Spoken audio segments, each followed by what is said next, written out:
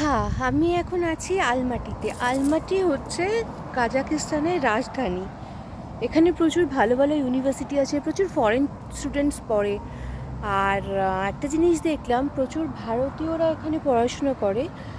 আর Kazakh ছেলেমেয়েরা খুব শরীর চর্চা করে।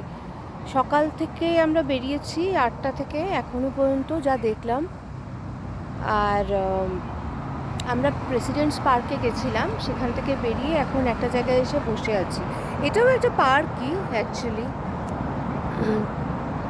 এরা না অ্যাকচুয়ালি মানে গ্রিনারি বানিয়ে রাখে শহরের মধ্যে বিভিন্ন জায়গায়, কারণ না হলে এত রোদ এখানে। টেম্পারেচার তো সকালে একটু কমই ছিল, কিন্তু দিন বাড়ার সঙ্গে সঙ্গে একটু বাড়ে। তবে কালকে টেম্পারেচার খুব সুন্দর ছিল। কালকে একটু ঝড় হয়েছিল, বৃষ্টি পড়ছিল, তো বেশ এনজয় করলাম।